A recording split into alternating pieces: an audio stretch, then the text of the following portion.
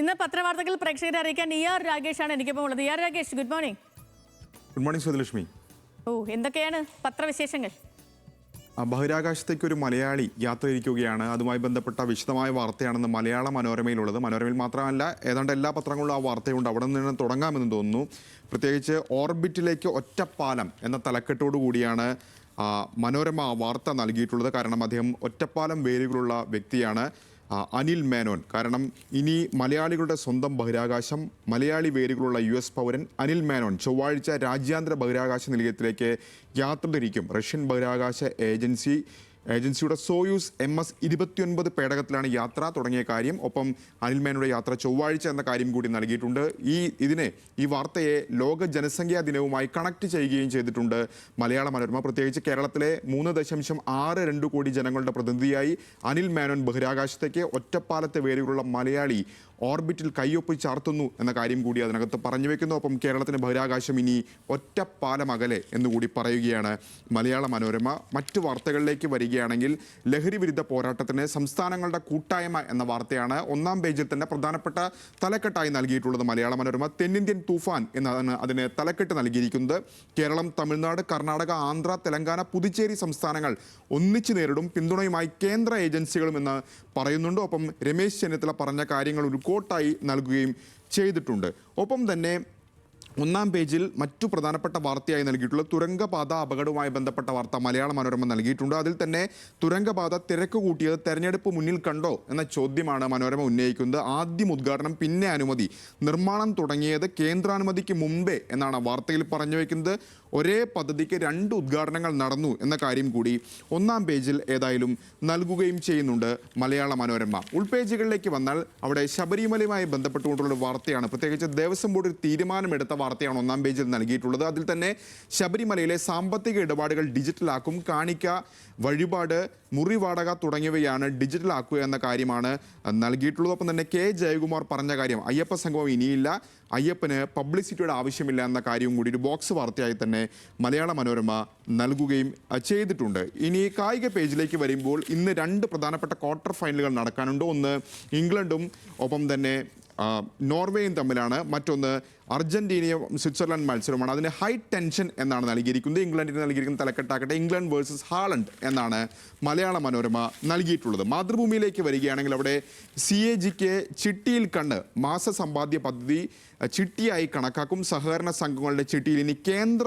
Audit നടക്കും എന്നാണ് മാതൃഭൂമി ഏതായാലും ഒന്നാം പേജ് വാർത്തയായി നൽകിയിട്ടുള്ളത്. ഒന്നാം പേജിൽ തന്നെ മറ്റൊരു വാർത്ത കൂടി നൽകിയിട്ടുള്ളത്, വഴങ്ങാതെ കോറോ ഹെൽത്ത് ചർച്ച അലസി എന്നാണ്. അമേരിക്കൻ കമ്പനിയായ കോറോ ഹെൽത്ത് കേരളത്തെ 2 ഓഫീസുകളിലെ 900-ലധികം ജീവനക്കാരെ മുന്നറിയിപ്പില്ലാതെ പിരിച്ചുവിട്ടതിനെ തുടർന്നുണ്ടായ പ്രതിസന്ധി പരിഹരിക്കാൻ നടന്ന മന്ത്രിതല ചർച്ച ഫലം കണ്ടില്ല എന്നാണ് ആ വാർത്തയിൽ ഏതായാലും പറഞ്ഞു വയ്ക്കുന്നത്. മറ്റു വാർത്തകളിലേക്ക്, അതിൽ തന്നെ മാതൃഭൂമിയിലെ തന്നെ മറ്റു വാർത്തകളിലേക്ക് വരികയാണെങ്കിൽ, ഉൾപേജിലേക്ക് വരികയാണെങ്കിൽ അവിടെ ഉന്നത വിദ്യാഭ്യാസ ബില്ലിനെതിരെ NDA ഭരിക്കുന്ന സംസ്ഥാനങ്ങളും എതിരാകുകയാണ്, വലിയ പ്രതിഷേധം അവർക്കുമുണ്ട് എന്നാണ് പറയുന്നത്. പ്രത്യേകിച്ച് പിടിച്ചെടുക്കാനാണ് കേന്ദ്രത്തിൻ്റെ ശ്രമം എന്നാണ് പ്രധാനപ്പെട്ട ആരോപണമായി അവർ ഉന്നയിക്കുന്നത്. ഉന്നത വിദ്യാഭ്യാസ മേഖലയുടെ നിയന്ത്രണം പരിപൂർണമായി കേന്ദ്രത്തെ പിടിച്ചെടുക്കാൻ വഴിയൊരുക്കുന്ന വികസിത് ഭാരത് ശിക്ഷ അധിസ്ഥാൻ ബില്ലിനെതിരെ രാജ്യവ്യാപകമായി എതിർപ്പ് ശക്തമാണ്. രാജ്യത്തിൻ്റെ ഫെഡറൽ ഘടനയെ തന്നെ തകർക്കുന്നുവെന്ന ആരോപണമുള്ള ബില്ലിനെതിരെ പ്രതിപക്ഷ സർക്കാരുകൾക്ക് പുറമെ NDA ഭരിക്കുന്ന സംസ്ഥാനങ്ങൾ രംഗത്തെത്തിയതോടെ കേന്ദ്ര സർക്കാർ പ്രതിരോധത്തിലായി എന്നാണ് പറയുന്നത്. ഒപ്പം തന്നെ ചർച്ച അനിവാര്യമാണെന്ന് ആന്ധ്ര പറഞ്ഞ കാര്യം കൂടി ആ വാർത്തയിൽ ഉൾക്കൊള്ളിക്കുകയും ചെയ്തിട്ടുണ്ട്. കായിക പേജിലേക്ക് വരുമ്പോൾ അവിടെ ഫ്രഞ്ച് റോക്സ്, ഫ്രാൻസ് സെമിയിൽ എന്നാണ് പറഞ്ഞിരിക്കുന്നത്. എംബാപ്പയ്ക്ക് 8ാം ഗോൾ എന്ന കാര്യം കൂടി ഏതായാലും മാതൃഭൂമി ആ വാർത്തയിൽ പറഞ്ഞു വെക്കുകയും ചെയ്യുന്നുണ്ട്. ദേശാഭിമാനിയിലേക്ക് വരുമ്പോൾ അവിടെ വയനാട് അപകടവുമായി ബന്ധപ്പെട്ട വാർത്തയാണ് ഒന്നാം പേജിൽ നൽകിയിട്ടുള്ളത്.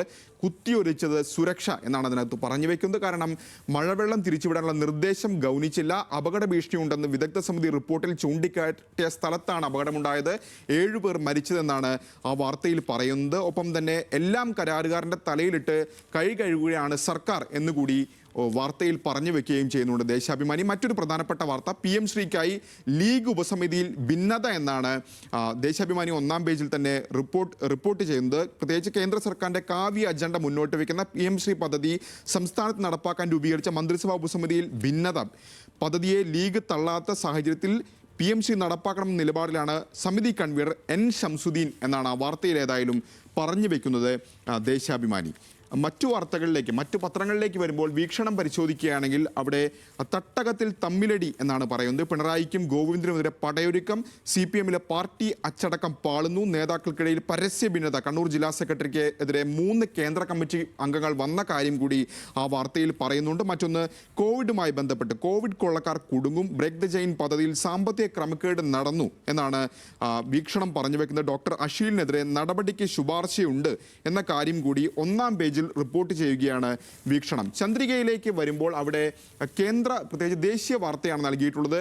ജനാധിപത്യ അട്ടിമറിക്ക് കേന്ദ്രം നീക്കം നടത്തുന്നു, ഒറ്റ വോട്ട് എന്നാണ് അതിന് തലക്കെട്ട് നൽകിയിരിക്കുന്നത്. ഒരു രാജ്യം ഒരു തെരഞ്ഞെടുപ്പ് 2029 നിലവിൽ വന്നേക്കും, പ്രവർത്തനങ്ങൾ പുരോഗമിക്കുകയാണെന്ന് പാർലമെന്ററി സമിതി എന്ന വാർത്തയാണ് 1-ാം പേജിൽ ഏതായാലും ചന്ദ്രിക റിപ്പോർട്ട് ചെയ്യുന്നത്.